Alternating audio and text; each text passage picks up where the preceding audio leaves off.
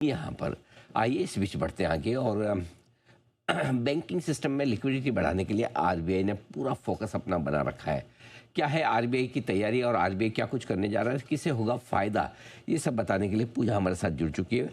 पूजा बताइए क्या है डिटेल्स। अब बिल्कुल हम एक के बाद एक सुन रहे हैं कि आरबीआई की तरफ से ओपन मार्केट ऑपरेशन के जरिए लिक्विडिटी अनाउंसमेंट हो रही है और ये लगातार इस साल अगर अभी तक बात करें करीब करीब 7.5 लाख करोड़ का इक्विटी इन्फ्यूजन कर चुकी है जनवरी से लेकर अभी तक। और हमें याद नहीं कि इतना बड़ा अनाउंसमेंट यहाँ पर आरबीआई की तरफ से एक के बाद एक ओएमओ को लेकर कब हुआ था। दिसंबर के महीने में ही हमने देखा कि करीब 3 लाख करोड़ का बॉन्ड खरीदने की उन्होंने घोषणा की है। आज उसका पहला फर्स्ट फेज भी हुआ, 50,000 करोड़ ऑलरेडी सिस्टम में आ चुके हैं। अगला करीब 5 जनवरी के आसपास आएगा।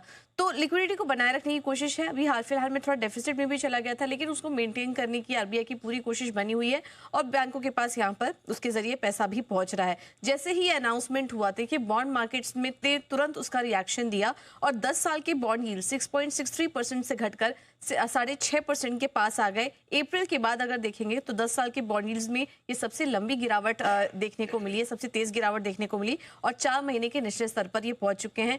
माना जा रहा है कि जिस तरह से एक के बाद एक लिक्विडिटी के अनाउंसमेंट हो रहे हैं रिजर्व बैंक की तरफ से, ऐसे में बॉन्ड यील्ड्स 6.5% के पास भी जा सकते हैं। अब ये बॉन्ड यील्ड्स का घटना ये बैंकों के लिए काफी पॉजिटिव होता है। हम आपको रीजनिंग देके समझाते हैं ओएमओ के फायदे क्या होते हैं। जब भी आरबीआई इस तरह का बड़ा पैसा मार्केट में डालता है तो बैंकों को तो एक तरीके से मिलता है, तो उनके पास लिक्विडिटी आती है, तो एक फायदा होता ही है।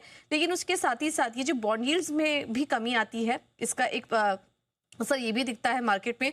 और बॉन्ड यील्ड जब ज्यादा घट जाती है तो इससे बैंकों को ट्रेजरी गेन होता है और ट्रेजरी गेन सीधा सीधा इनका इम्पैक्ट करता है प्रॉफिटेबिलिटी पर। तो हम देखते हैं कि जब जब इस तरीके के ऑपरेशंस होते हैं तो बैंकों को प्रॉफिटेबिलिटी के जरिए भी एक सपोर्ट मिलता है, क्योंकि उनके ट्रेजरी गेन्स में भी बढ़त होती है। तो इस वजह से ये तमाम बैंकों के लिए और एनबीएफसीज के लिए पॉजिटिव है। और जब जब इस तरह की खबरें आती हैं अमूमन हम देखते हैं कि बैंकिंग स्टॉक्स में एक्शन दिखाई देता है। 2025 में अब तक के अगर ओएमओ कैलेंडर की बात करें तो पहला 27 जनवरी को अनाउंस हुआ था 1 लाख करोड़ का, और अब देखिए दिसंबर में ही करीब करीब 3 लाख करोड़ के ओएमओ अनाउंस हो चुके हैं। तो ये पूरा का पूरा एक्शन आपके लिए इस वक्त ओएमओ का पूरे साल में 7,70,000 करोड़ का आ गया है। गजब के ओएमओ, एक के बाद एक जबरदस्त लिक्विडिटी डालने के लिए सरकार की तरफ से पूरा का पूरा एक्शन।